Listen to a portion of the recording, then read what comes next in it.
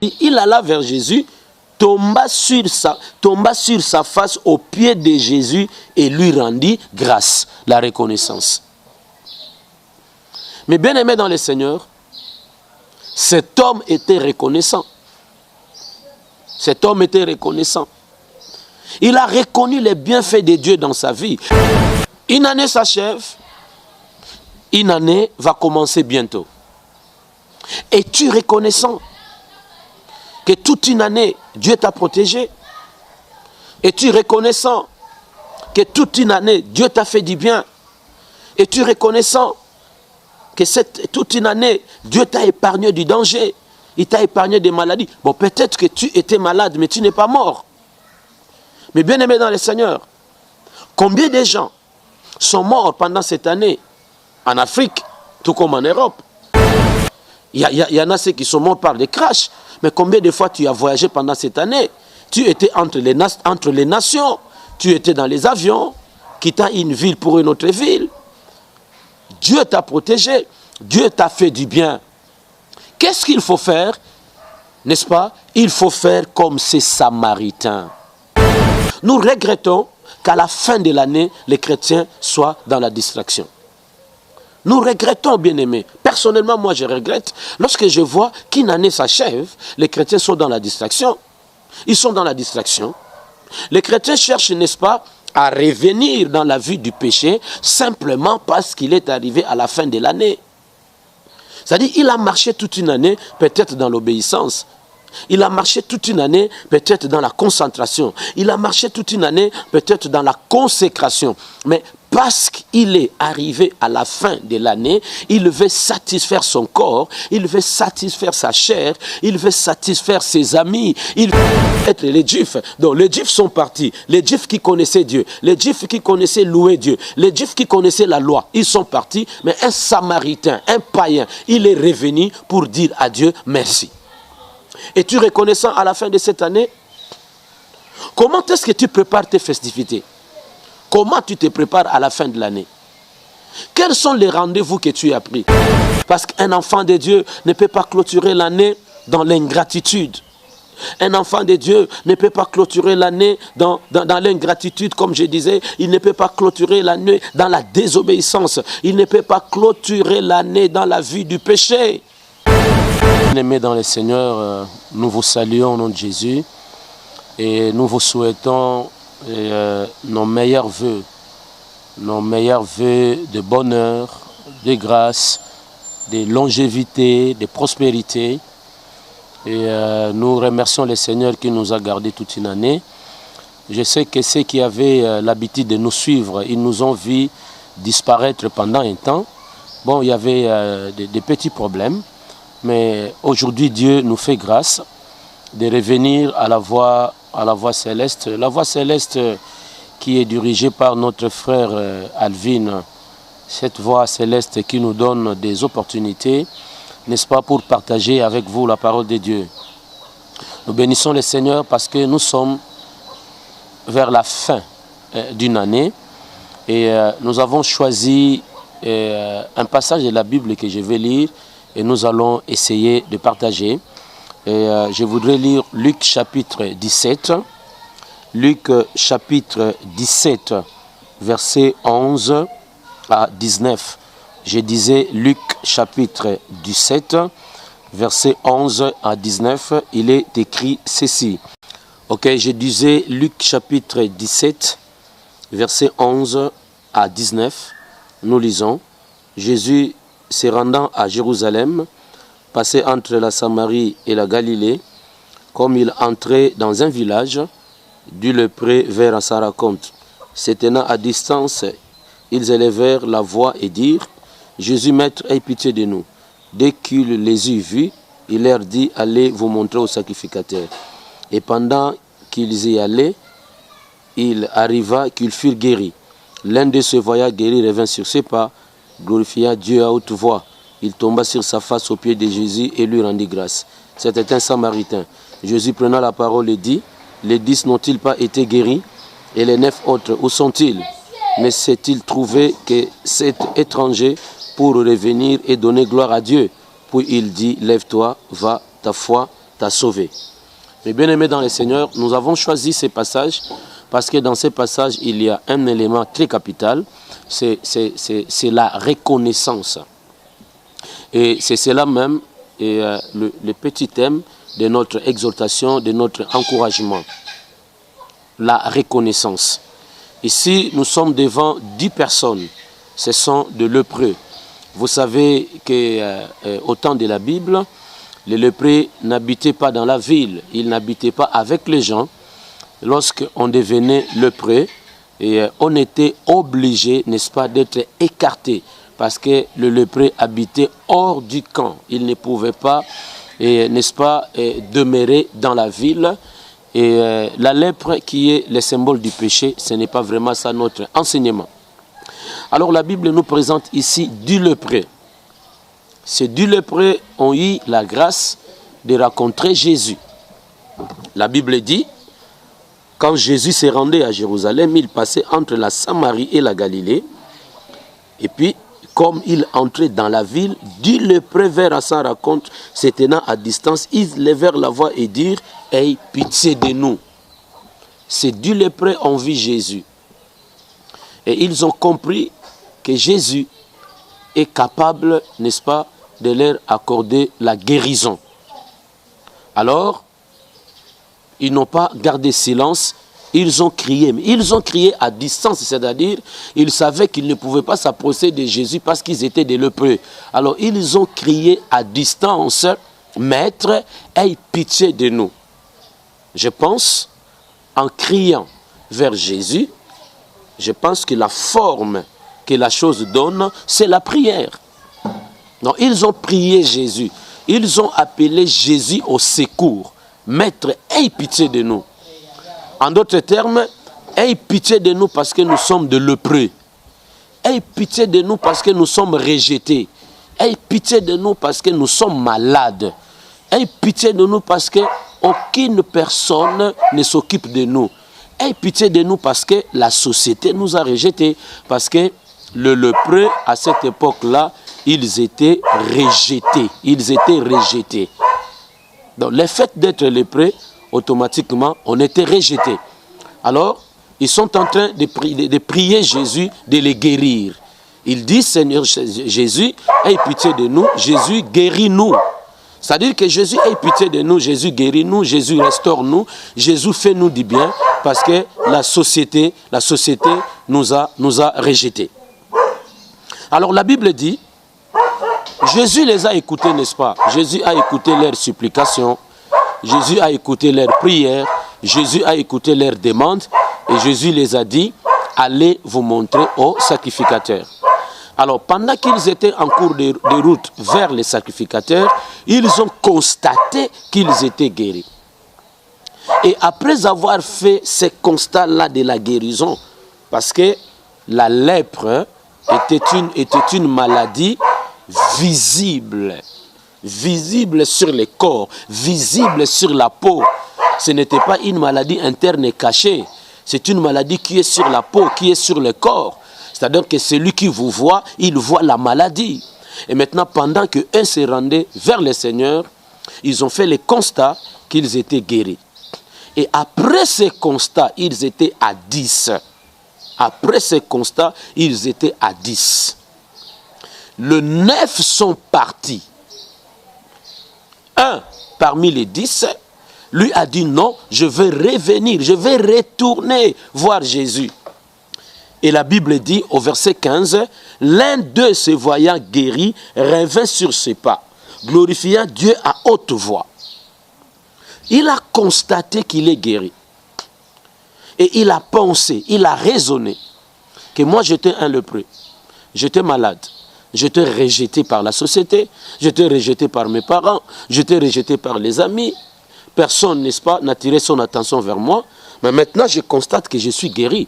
Alors, si je suis guéri, c'est-à-dire c'est le Christ qui m'a guéri parce que je lui avais dit d'avoir pitié de moi. Et maintenant, je constate que je suis guéri. Je dois retourner chez cet homme pour le glorifier. La Bible dit, cet homme, se voyant guéri, il revint sur ses pas. Et au verset 16, la Bible dit, il alla vers Jésus tomba sur sa face aux pieds de Jésus et lui rendit grâce, la reconnaissance. Mais bien aimé dans le Seigneur, cet homme était reconnaissant. Cet homme était reconnaissant. Il a reconnu les bienfaits de Dieu dans sa vie. Il a reconnu le bienfait de Jésus dans sa vie. Mais ils étaient neufs. Et la Bible dit, Jésus va se poser la question. Jésus va se demander. Jésus dit, les 10 n'ont-ils pas été guéris? Mais où sont partis les 9? Et ce qui est étonnant dans le passage, c'est lui qui est revenu reconnaître les bontés de Dieu, reconnaître les bienfaits de Jésus. Il était un Samaritain. C'est-à-dire, c'est un étranger. Il n'était pas même un juif. C'est un étranger qui a reconnu que le Christ m'a guéri. Je dois retourner pour lui rendre grâce. Je dois retourner pour l'adorer. Je dois retourner pour le remercier. La reconnaissance.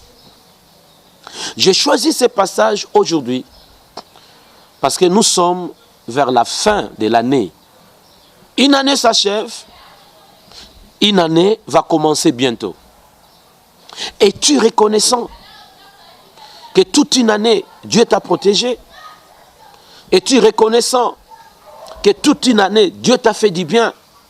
Es-tu reconnaissant que toute une année, Dieu t'a épargné du danger? Il t'a épargné des maladies. Bon, peut-être que tu étais malade, mais tu n'es pas mort. Mais bien aimé dans le Seigneur, combien de gens sont morts pendant cette année en Afrique, tout comme en Europe? Parce que, bon, il y a, bien que l'on dit, entre guillemets, que les gens meurent beaucoup en Afrique, oui, mais je ne pense pas, même si les gens meurent beaucoup en Afrique, mais je ne pense pas qu'en Europe, les gens ne meurent pas. Je ne pense pas qu'en Asie, les gens ne meurent pas.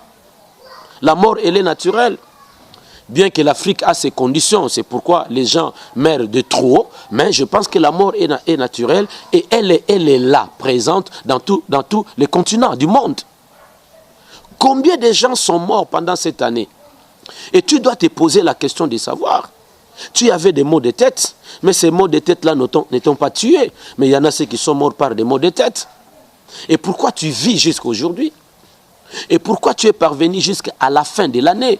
Parce que Dieu t'a fait du bien, parce que Dieu t'a guéri, parce que Dieu t'a protégé. Il y en a ceux qui sont morts. Bon, ok, si les gens meurent en Afrique à cause des maladies, mais je pense que partout ailleurs, les gens meurent des accidents. Parce qu'un accident n'est pas africain. L'accident est mondial. Il y en a ceux qui sont morts par des crashs. Mais combien de fois tu as voyagé pendant cette année? Tu étais entre les nations.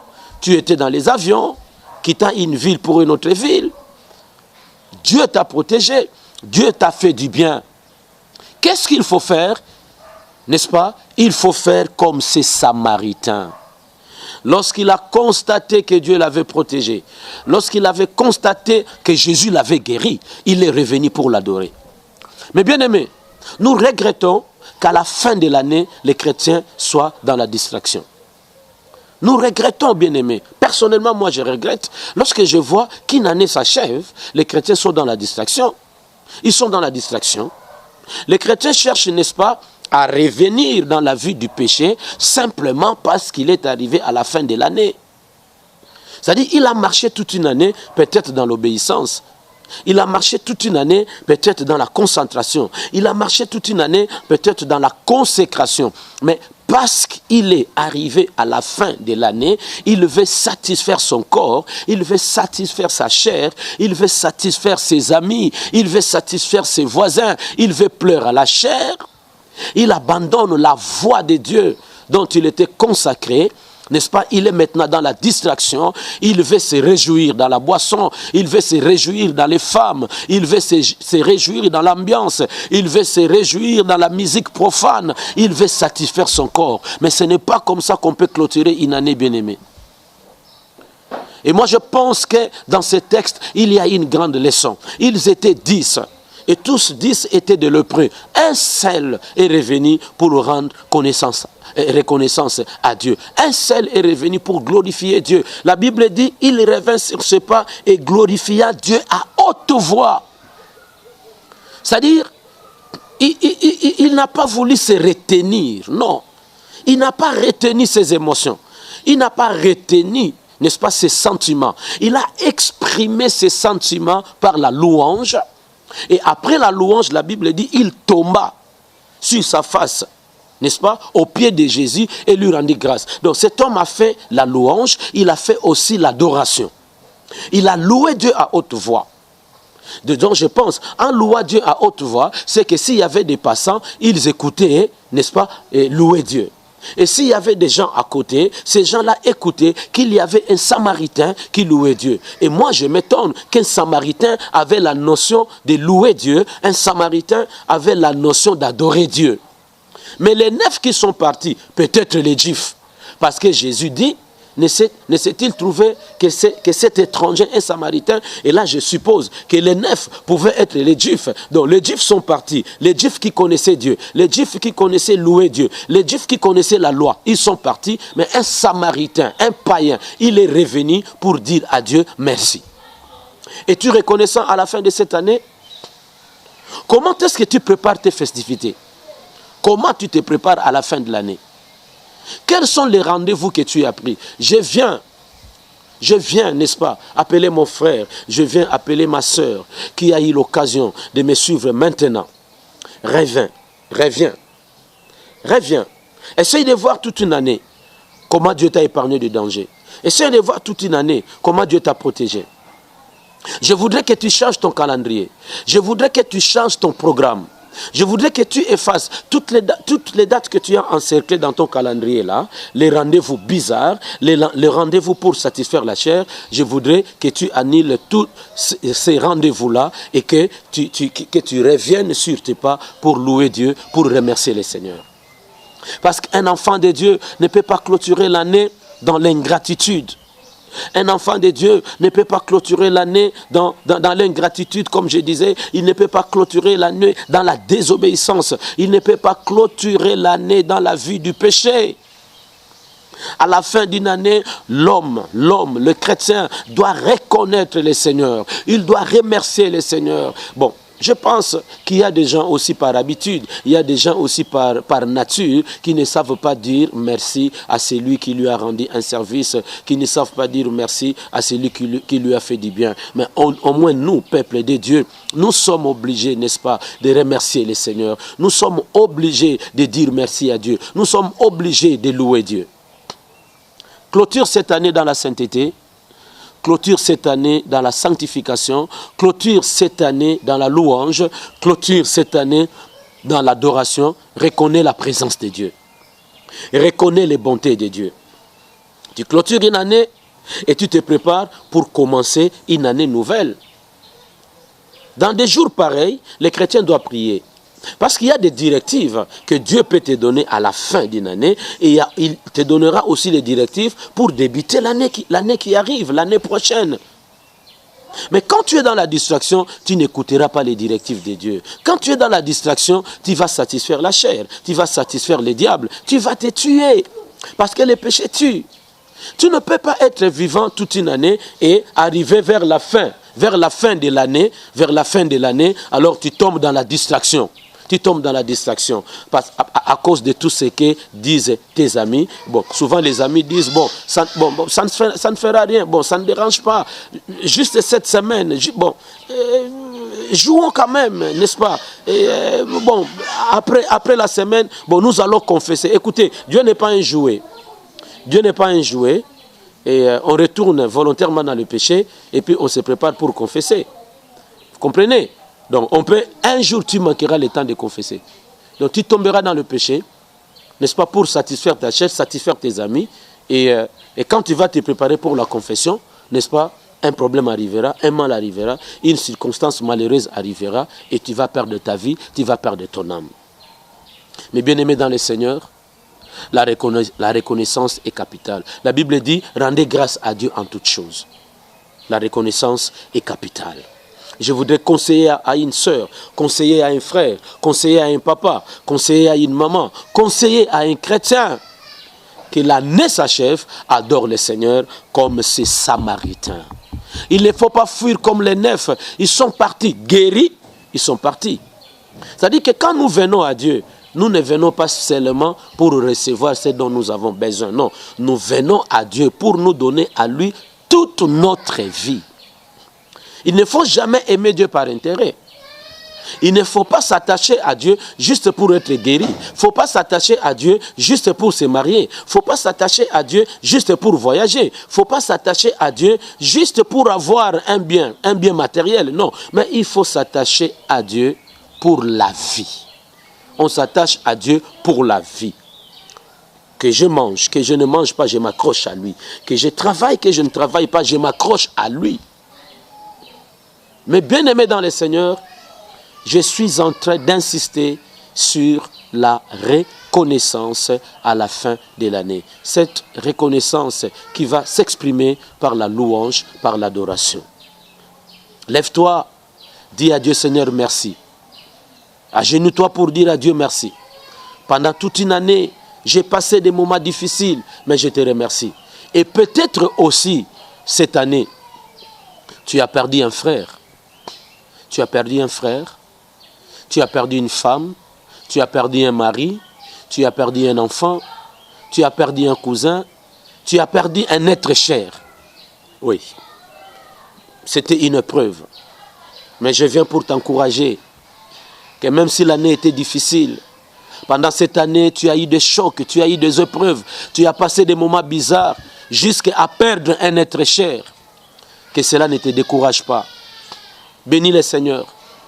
Bénis le Seigneur, pourquoi? Parce que celui qui est parti ne revient pas. Je sais que tu es dans les chocs, tu es sous les chocs. Je sais que tu es blessé pour avoir perdu un être cher. Mais ne te décourage pas, prends courage, lève-toi, continue la vie chrétienne. Celui qui est parti ne reviendra pas vers vous. Mais au moins un jour, toi tu iras vers lui. Prends courage mon frère.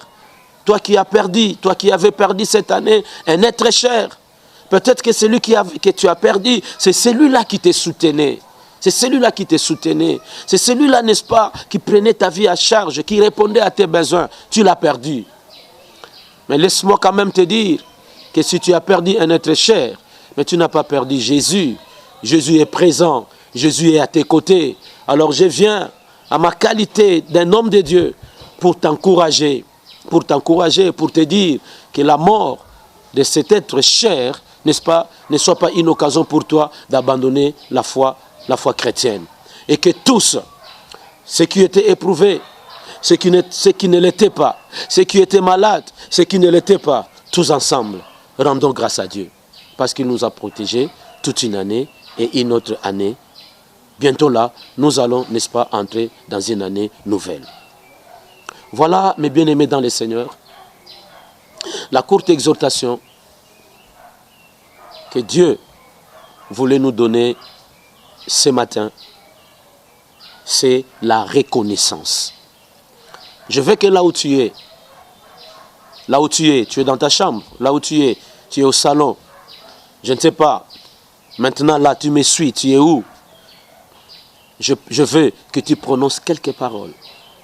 Que tu prononces quelques paroles, que tu dises à Dieu, même dans ton cœur, que tu dises à Dieu merci pour cette année qui s'achève et merci pour l'an 2018 qui bientôt va commencer. Et que Dieu vous fasse du bien, que Dieu vous bénisse et que celui qui vous a protégé cette année 2017, qu'il fasse le même pour l'an 2018 qui bientôt dans